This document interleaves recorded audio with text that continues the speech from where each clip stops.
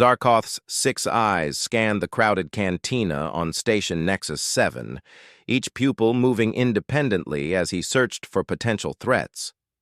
His massive frame, standing nearly 3 meters tall, cast long shadows across the dimly lit establishment. Purple-scaled, skin-covered muscles that could crush steel, and biomechanical implants glowed softly along his spine. Other patrons gave him a wide berth, some whispered conversations stopping entirely when they noticed his presence. The Vorthak warrior had earned his reputation through decades of successful hunts across the galaxy.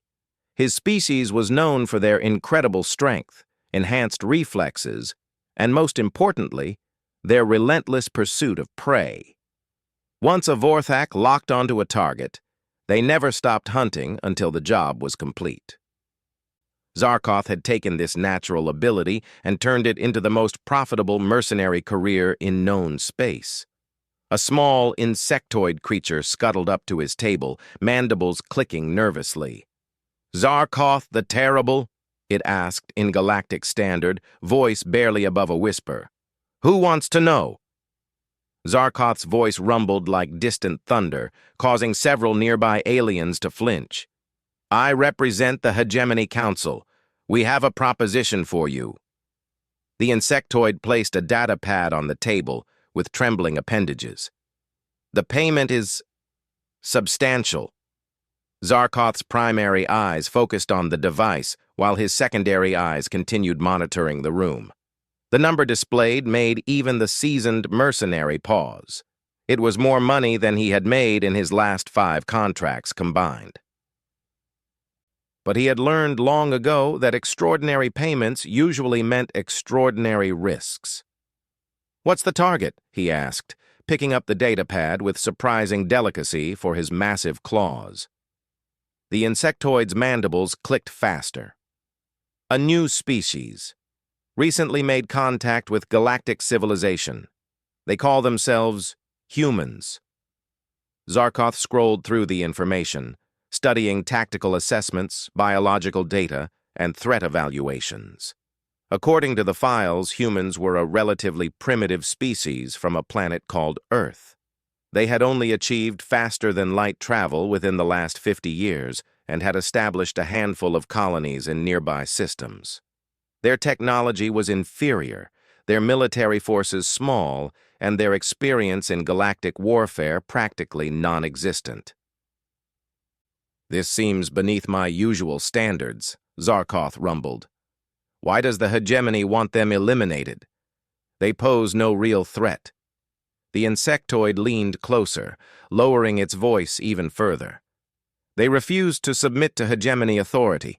Worse, they destroyed a Hegemony patrol fleet that was sent to encourage their compliance."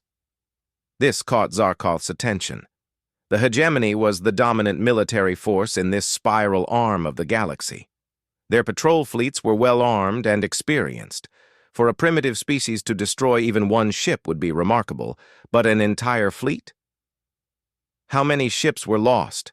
he asked. 12 heavy cruisers and their escort vessels, no survivors." Zarkoth's secondary eyes joined the primary ones in focusing on the datapad. The tactical analysis suggested the humans had used some form of surprise attack, possibly exploiting their knowledge of local space. Still, the numbers didn't add up. Even with perfect tactical positioning, a primitive species shouldn't have been able to inflict such devastating losses. "I'll need more detailed information about their capabilities," he said finally. The insectoid produced another data device.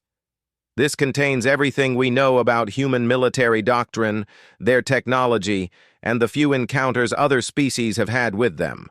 Most of it is speculative, as they haven't been contacted by many civilizations yet."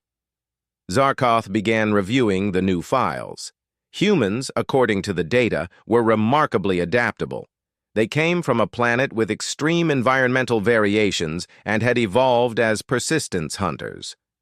Their homeworld was classified as a death world by galactic standards, with gravity higher than most species could tolerate and an atmosphere that was actually corrosive to many alien life forms. But what caught his attention were the psychological profiles. Human behavior seemed to follow patterns that didn't match any other known species. They formed incredibly strong social bonds, often willing to die for individuals they weren't even related to. They showed remarkable creativity in problem-solving, frequently finding solutions that more advanced species had overlooked. Most disturbing of all, they seemed to become more dangerous when cornered or threatened, rather than more compliant. "Interesting," Zarkoth murmured. "But I've hunted Death World species before. They're tough, but they're still flesh and blood." The insectoid's mandibles stopped clicking entirely. "There's something else. 3 other mercenary groups have already attempted this contract: the Krex Syndicate, the Metalclaw Brotherhood, and the Phantom Wing Collective." Zarkoth knew all 3 organizations. The Krex were known for their technological superiority and precise strikes. The Metalclaws specialized in overwhelming force and superior firepower. The Phantom Wing were stealth experts, capable of eliminating targets without ever being detected. "What happened to them?" he asked, though he suspected he already knew the answer. "Gone. All of them." The Krex lost an entire battle group in what they described as impossible human tactics. The Metalclaws simply disappeared. Their last transmission spoke of humans who refused to die when they should have died. The Phantom Wing made it further than the others, actually managed to infiltrate a human colony. They sent one final message before all contact was lost: they hunt the hunters. Zarkoth leaned back in his chair, processing this information. 3 professional mercenary organizations, each with different specialties and approaches, had all failed against a supposedly primitive species. Either the intelligence about human capabilities was drastically wrong, or there was something about this species that the hegemony didn't understand. "Why me?" he asked. "If 3 groups have already failed, what makes you think I'll succeed where they couldn't?" The insectoid pulled up another file. "Because you're different. The others relied on technology, numbers, or stealth. You rely on something else. You never give up. You never stop hunting. And according to our research, that might be exactly what's needed to deal with humans." Zarkoth studied the psychological profiles again. Humans were indeed persistence hunters, like his own species, but they had taken the concept to extremes that even impressed him. There were records of human soldiers continuing to fight for days after sustaining injuries that should have been fatal, stories of humans pursuing enemies across entire star systems for months or even years, tales of human crews fighting their ships to destruction rather than surrender, even when offered generous terms. "They sound almost Vorthak in their persistence," he admitted grudgingly. "That's exactly why you might succeed. You understand what drives them because it's similar to what drives you.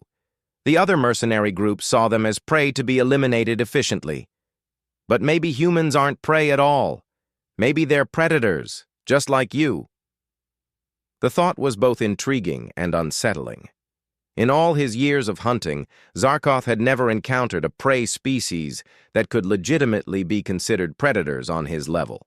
The closest had been the Zerani, crystalline beings who could manipulate gravity, and even they had eventually fallen to his relentless pursuit. "I'll need complete tactical freedom," he said finally. "No hegemony interference, no timeline restrictions, and no questions about my methods." "Agreed. The only requirement is results. The human colonies must be eliminated or brought under hegemony control. How you accomplish this is entirely up to you." Zarkoth closed the data pads and stood to his full height. Other patrons scrambled to get out of his way as he moved toward the exit. "I'll need 3 days to prepare. Have my ship loaded with extended-range supplies and long-term siege equipment. If humans are truly persistence hunters like the data suggests, this might not be a quick hunt." The insectoid nodded eagerly. "Everything will be ready. When will you depart?" "Soon," Zarkoth replied. But first I need to understand my prey better. I'll be reviewing every piece of available data about human behavior, tactics, and psychology. The other mercenaries failed because they underestimated their targets. I won't make the same mistake. As he left the cantina, Zarkoth found himself genuinely curious for the first time in years. Most hunts followed predictable patterns. The prey would run, hide, or fight, and he would systematically eliminate their options until capture or death was inevitable. But humans seemed to operate by different rules entirely. According to the reports, they didn't just fight back when cornered. They actively sought out their hunters and turned the pursuit into a mutual hunt. They used their environment in ways that suggested an understanding of warfare that went beyond mere survival instincts. And perhaps most disturbing of all, they seemed to learn and adapt at an extraordinary rate. Back in his private quarters aboard his ship, Zarkoth spread out detailed star charts of human space. Only 7 systems, with a total population of less than 50 million. By galactic standards, they were barely a footnote. Yet they had managed to destroy 3 professional mercenary organizations and an entire hegemony patrol fleet. He began marking potential approach routes, analyzing supply lines, and studying the defensive positions of human colonies. But as he worked, a nagging thought kept returning. What if the insectoid was right? What if humans weren't prey at all, but fellow predators? For the first time in his career, Zarkoth found himself wondering if he might be walking into a hunt where he wasn't the hunter. The thought should have concerned him. Instead, it excited him in a way he hadn't felt since his first successful kill decades ago. If humans truly were worthy opponents, then defeating them would cement his reputation as the greatest hunter in the galaxy. And if they weren't, well, then this would simply be another profitable contract. Either way, he would know soon enough. The hunt was about to begin. 3 weeks had passed since Zarkoth accepted the contract, and his ship, the Relentless Pursuit, hung in the void between stars at the edge of human space. He had spent every hour studying the available data, analyzing patterns, and preparing for what he assumed would be a challenging but ultimately successful hunt. His confidence remained high despite the failures of previous mercenary groups. The first target was New Geneva, a mining colony on the 4th planet of the Kepler 442 system. According to intelligence reports, it housed approximately 12,000 humans and served as a supply depot for the outer colonies. The settlement was lightly defended, with only a small security force and outdated orbital weapons platforms. It seemed like the perfect place to begin his demonstration of human vulnerability. Zarkoth's ship dropped out of faster-than-light travel at the system's edge, engines running silent as he approached his target. His sensors showed exactly what the intelligence reports had promised, a modest industrial colony with minimal defenses. A few cargo ships moved between the planet and a small orbital station, and several mining vessels worked the asteroid belt. Nothing that posed any threat to a ship of his caliber. Beginning approach to target, he spoke into his ship's log. Initial observations confirm intelligence estimates. Human defensive capabilities appear minimal. Commencing standard intimidation protocol. The intimidation protocol was simple and had never failed. He would decloak his ship in orbit, demonstrate superior firepower by destroying a non-essential target, and then demand surrender. Most species capitulated immediately when faced with overwhelming force. Those that didn't usually change their minds after the second demonstration. As his ship entered the outer system, Zarkoth was surprised to receive an incoming transmission. Human colonies this remote rarely had long-range sensors capable of detecting his approach at such distance. Either their technology was better than reported, or they had been expecting him. "Unknown vessel, this is New Geneva Traffic Control," came a calm voice speaking accented galactic standard. "You are entering restricted space. Please identify yourself and state your intentions." Zarkoth smiled, revealing rows of razor-sharp teeth. The voice showed no fear, no concern, just professional courtesy. These humans clearly didn't understand who they were dealing with. "I am Zarkoth the Terrible, acting under contract from the galactic hegemony," he broadcast back. "Your species has been found in violation of hegemony law. Surrender immediately, and your deaths will be swift." There was a pause before the response came. "Well, that's definitely not the answer we were hoping for. New Geneva out." The transmission cut off abruptly. Zarkoth found himself slightly puzzled by the reaction. Most species would have responded with either immediate surrender or desperate pleas for mercy. This human had sounded almost disappointed, as if Zarkoth had failed some kind of test. His sensors detected movement around the colony. The cargo ships were moving toward the planet rather than away from it, and the mining vessels in the asteroid belt had stopped their work. It looked like the humans were implementing some kind of evacuation protocol, which was exactly what Zarkoth had expected. He accelerated toward the planet, ready to demonstrate the futility of resistance. As he approached orbit, his targeting systems locked onto the orbital station. A single plasma torpedo would be sufficient to destroy it and show the humans the price of defiance. "Firing demonstration shot," he logged and triggered his weapons. The torpedo streaked toward the station, its plasma warhead more than capable of vaporizing the structure. Zarkoth watched with satisfaction as the weapon closed the distance. Then something impossible happened. The torpedo simply disappeared, not destroyed, not deflected, not intercepted.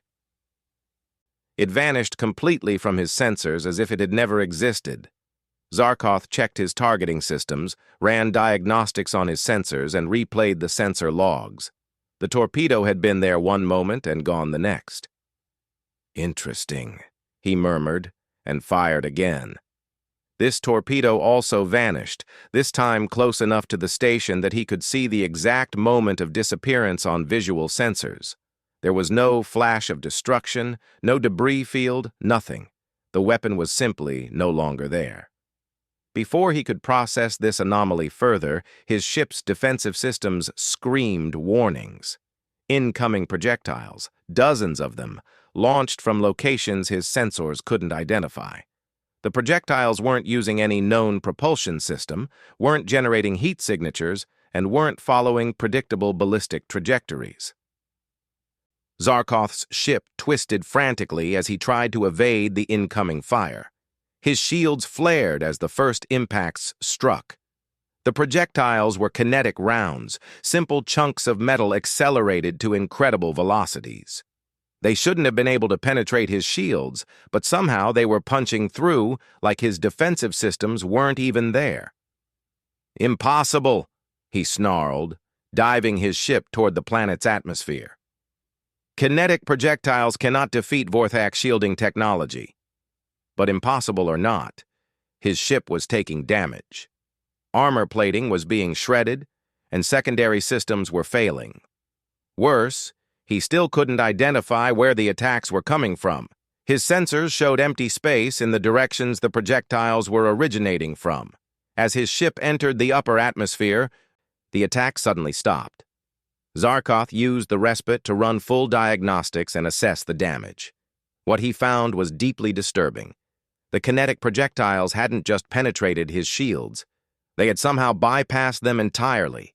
His defensive systems showed no record of shield impacts, as if the projectiles were passing through his shields without interacting with them at all.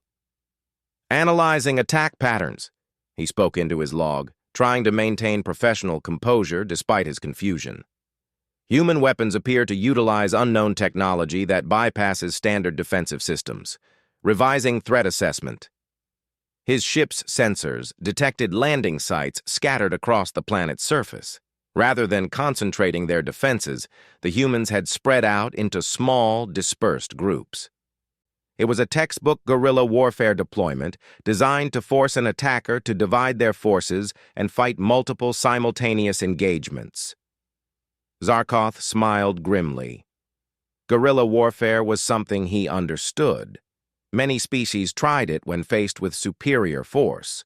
The key was to be patient, methodical, and relentless.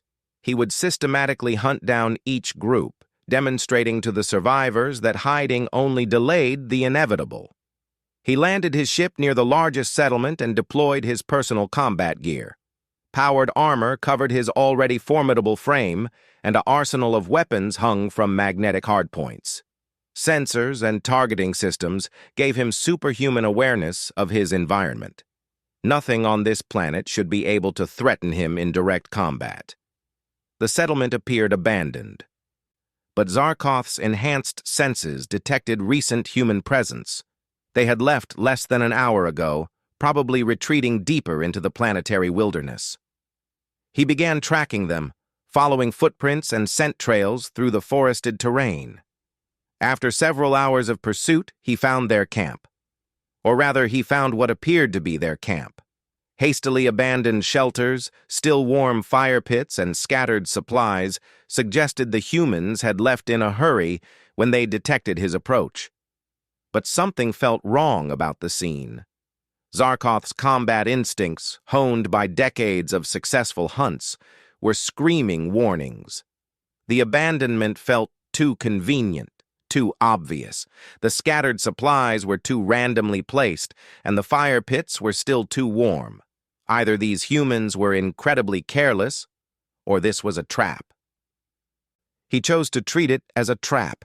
The attack came from 6 directions simultaneously, not energy weapons or kinetic projectiles this time, but something far more primitive and infinitely more disturbing. Arrows, simple wooden arrows with metal points, fired from mechanical bows that shouldn't have been able to penetrate his armor. But penetrate they did. 3 arrows punched through his powered armor like it was made of cloth, their points scraping against his natural scales underneath. Zarkoth spun, trying to identify his attackers, but saw nothing. His thermal sensors detected no human heat signatures. His motion detectors showed no movement. His audio sensors picked up no sounds of breathing or heartbeats. More arrows flew from different positions. These humans were somehow masking their signatures completely while maintaining perfect accuracy with primitive weapons that should have been useless against advanced armor. Zarkoth fired his plasma rifle at the suspected positions, turning trees and undergrowth into superheated vapor, but the arrows kept coming from new directions. "Show yourselves!" he roared, his voice echoing through the forest. "Face me in honorable combat!" A voice answered from somewhere above and behind him. "Honor? You came here to murder 12,000 civilians, and you want to talk about honor?" Zarkoth spun toward the voice, but it was already gone. Another voice spoke from his left. "Besides, we are facing you. You just can't see us because you don't understand how to look." The attacks intensified. More arrows, but also small explosive charges that detonated against his armor with surprising force. Still, he couldn't see his attackers. It was as if the humans had become invisible or learned to bend light itself around their bodies. Desperation began to creep into Zarkoth's mind. In all his hunts, he had never encountered prey that could remain completely undetectable while launching accurate attacks. His sensors were the best that Vorthak technology could produce, enhanced with illegal modifications that pushed their capabilities beyond standard limits. Nothing should be able to hide from them. "Impossible," he muttered, activating his armor's maximum sensor sweep. Energy cascaded outward in all directions, a pulse that should have revealed every living thing within a kilometer radius. The sweep detected nothing.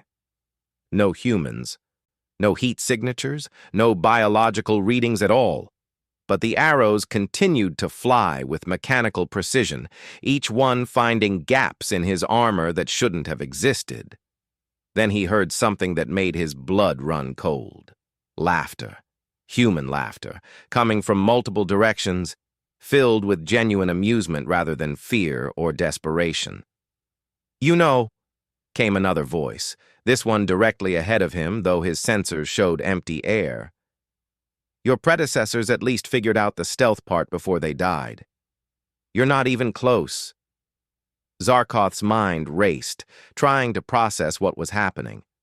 Humans shouldn't have advanced stealth technology. Their civilization was barely 50 years old in galactic terms. They should still be using primitive weapons and basic electronics.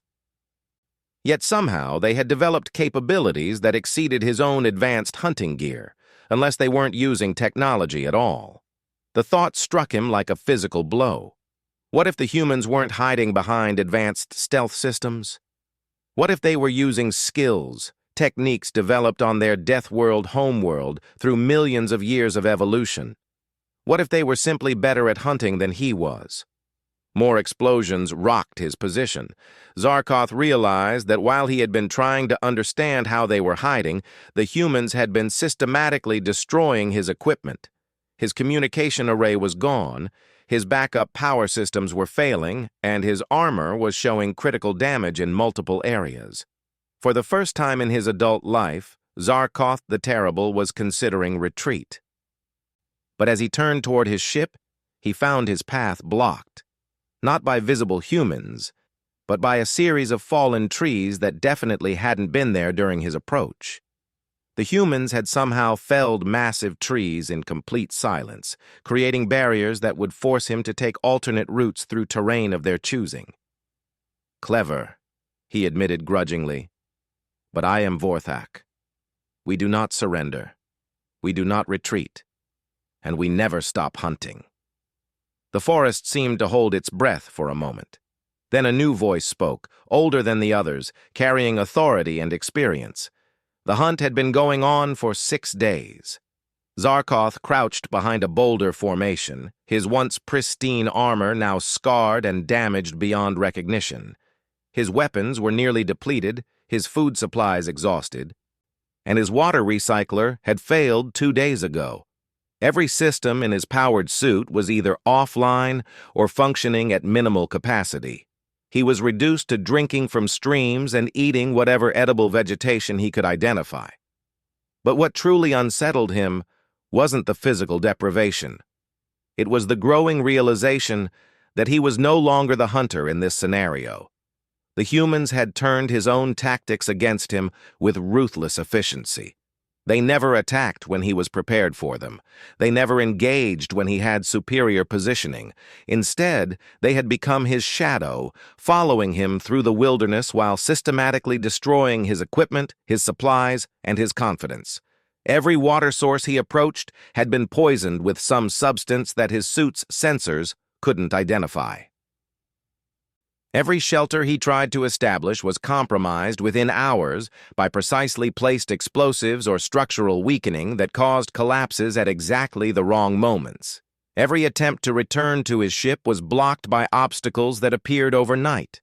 Fallen trees, excavated trenches, or rock slides that seemed natural but were positioned with mathematical precision. The humans weren't just hunting him, they were educating him. Each attack demonstrated a different aspect of human capability. The invisible archery had shown their mastery of camouflage and primitive weapons. The systematic equipment destruction had revealed their understanding of technology and weak points. The environmental manipulation had proven their ability to reshape terrain to their advantage. And through it all, they had maintained perfect communication and coordination without Zarkoth ever detecting a single transmission. On the 4th day, he had tried to call for extraction. His ship's communication systems were powerful enough to reach hegemony space even from the planet's surface. But when he activated the transmitter, nothing happened. A careful inspection revealed that humans had somehow accessed his ship and removed critical components from the communication array. Not destroyed, not damaged, but carefully removed with surgical precision and hidden elsewhere. They had been inside his ship. The most advanced hunting vessel in known space, equipped with sensors that could detect a mouse breathing from 3 kilometers away, and humans had walked through it like it was an open field. That was when Zarkoth first began to understand the true nature of his situation. By the 5th day, he had stopped thinking of escape and started focusing on survival. The humans could have killed him at any time during the past several days. Their arrows had found every gap in his armor, their explosives had been positioned to damage equipment rather than flesh, and their environmental traps had been designed to inconvenience rather than eliminate. They weren't trying to kill him quickly. They were demonstrating their superiority in every aspect of the hunt. Now, as dawn broke on the seventh day, Zarkoth found himself wondering if this was how his own prey had felt. The growing desperation, the constant tension, the realization that every decision was being anticipated and countered by an intelligence that seemed to operate on a completely different level. A sound caught his attention. Footsteps approaching from multiple directions, making no attempt at concealment. After days of invisible stalking, the humans were finally revealing themselves. Zarkoth stood slowly, his massive frame emerging from behind the boulder. Around him, figures materialized from the forest as if they were stepping out of the very trees themselves. Not using technological camouflage, he realized, but natural concealment so perfect that they had been invisible even when standing in plain sight. 12 humans arranged themselves in a loose circle around him, men and women of various ages, wearing simple clothing that seemed to shift color and pattern to match their surroundings. Some carried the wooden bows that had proven so effective against his armor. Others held tools that looked primitive but were clearly crafted with sophisticated understanding of materials and physics. The oldest human, a woman with gray hair and eyes like polished stone, stepped forward. She was the voice that had spoken with such quiet authority on that first day.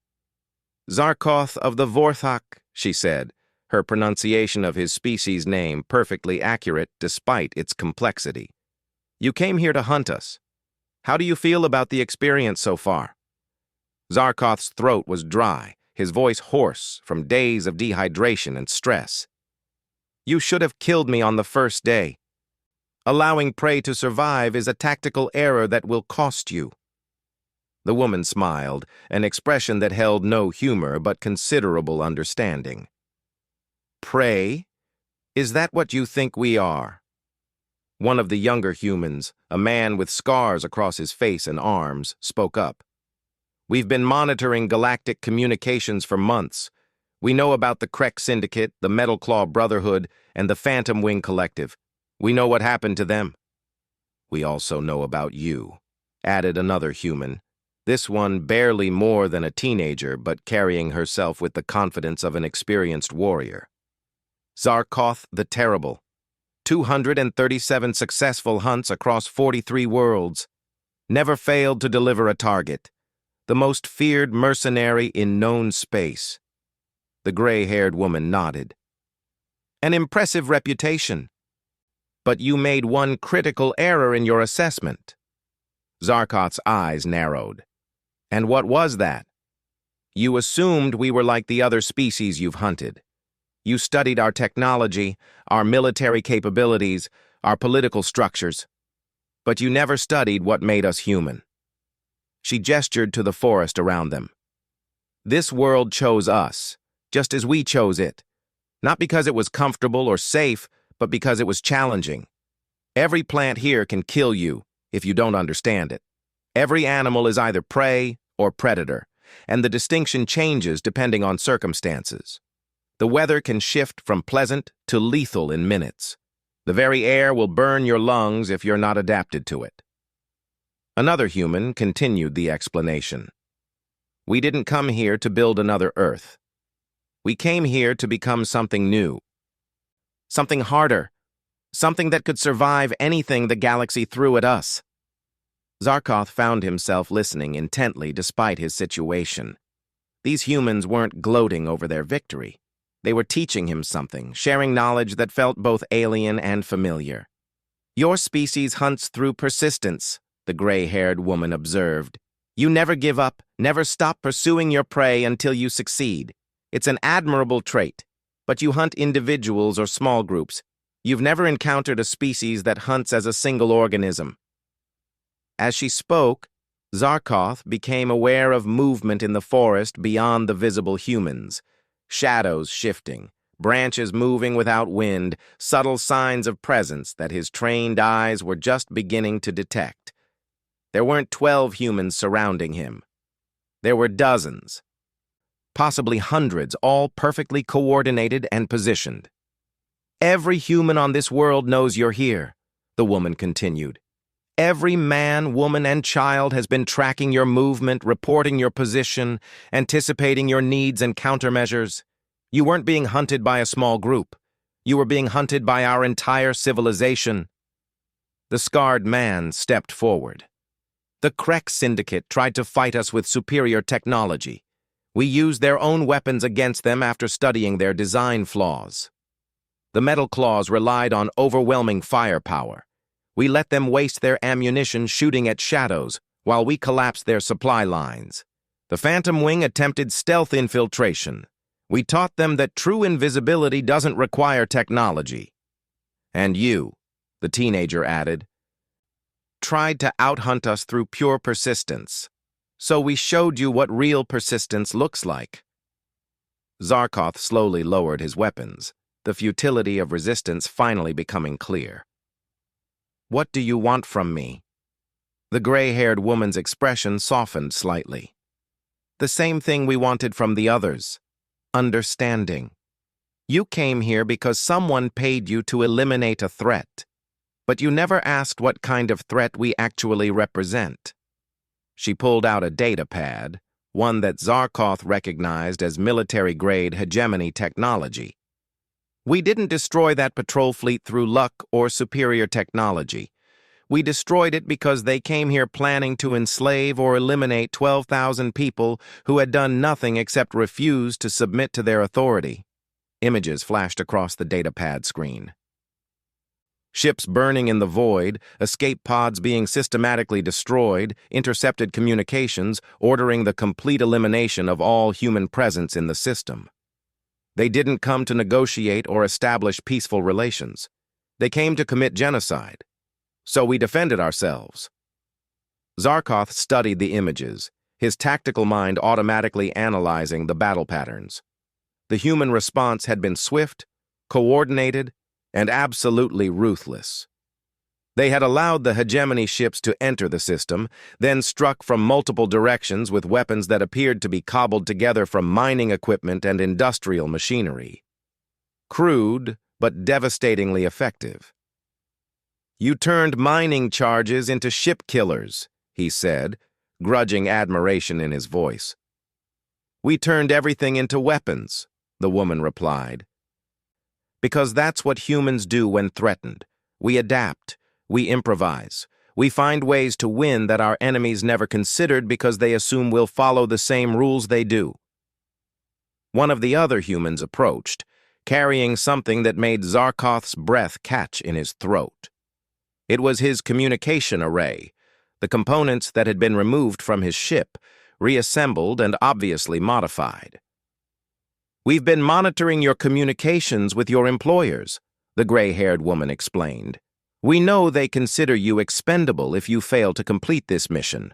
We also know they're planning to send a larger force if you don't report success within the next few days." She activated the device, and Zarkoth heard his own voice speaking in Vorthak. "Mission proceeding as planned. Human resistance minimal. Expect completion within standard time frame." "That message was sent this morning," she said calmly. "Your employers believe you're succeeding. They're expecting a final confirmation in approximately 72 hours.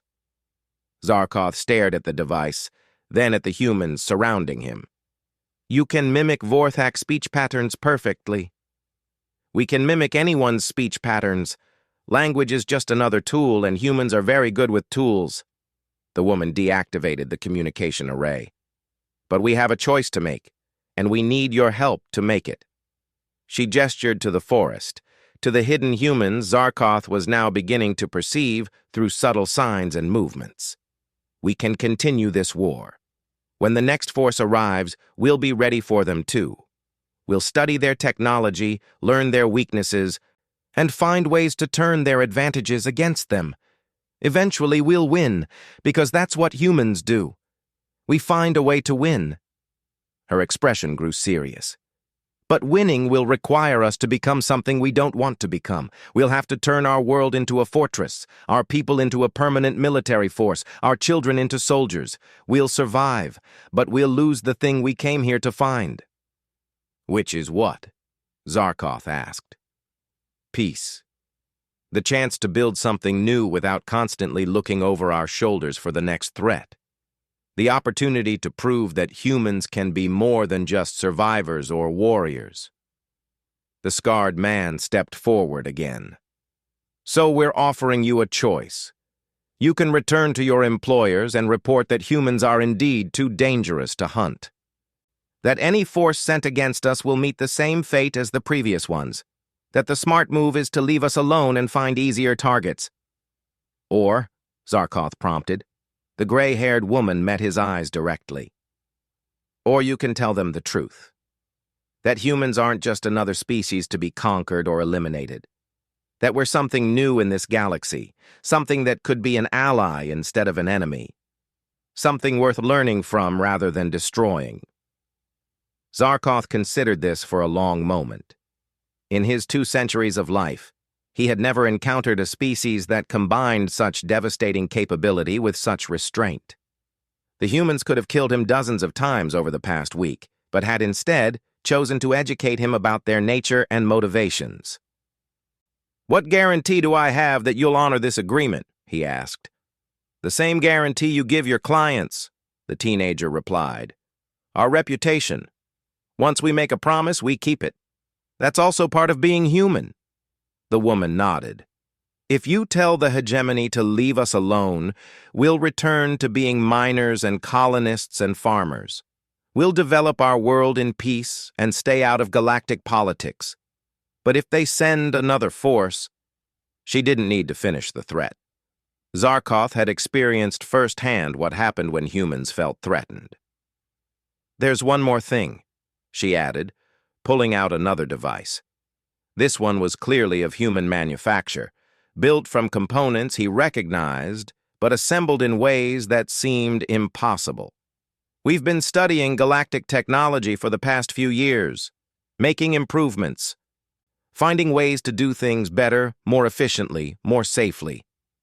The device projected a holographic display showing star charts, technical specifications, and design schematics that made Zarkoth's engineering background scream in disbelief. The humans had somehow improved upon technologies that had been perfected by civilizations thousands of years older than their species. "This is what we could offer the galaxy," the woman said quietly. "Not as subjects or slaves, but as partners. New perspectives, new solutions, new ways of solving problems that have stumped everyone else for generations." Zarkoth looked around at the humans surrounding him, finally understanding the true scope of what he had encountered. They weren't just another species to be conquered. They were something genuinely unprecedented, a race that combined the innovation of youth with the wisdom to know when not to use their capabilities. "I'll carry your message," he said finally, "but I can't guarantee how it will be received." The gray-haired woman smiled, and this time it did hold genuine warmth. "We're not asking for guarantees. We're asking for a chance, the same chance every species deserves." As the humans began to fade back into the forest, becoming invisible once again, she called out one final statement. "Oh, and Zarkoth, when you file your report, you might want to mention something else." "What's that?" "We know where the hegemony's home system is. We know their military capabilities, their political structure, and their tactical doctrines. We've been studying them just as thoroughly as they've been studying us." Her voice carried quiet certainty. "If they decide that humans are too dangerous to allow to exist, they might discover that they're absolutely right." Then she was gone, leaving Zarkoth alone in the forest with a working communication device and a choice that would determine the future of both species. For the first time in his life, the galaxy's most feared mercenary found himself hoping that wisdom would prevail over fear, because he had learned something during his week in the human forest. There were far worse things in the galaxy than being hunted. Being wrong about who the real predators were was definitely one of them. "Then you're going to die here," it said simply, "because we never stop hunting either. And this is our world now."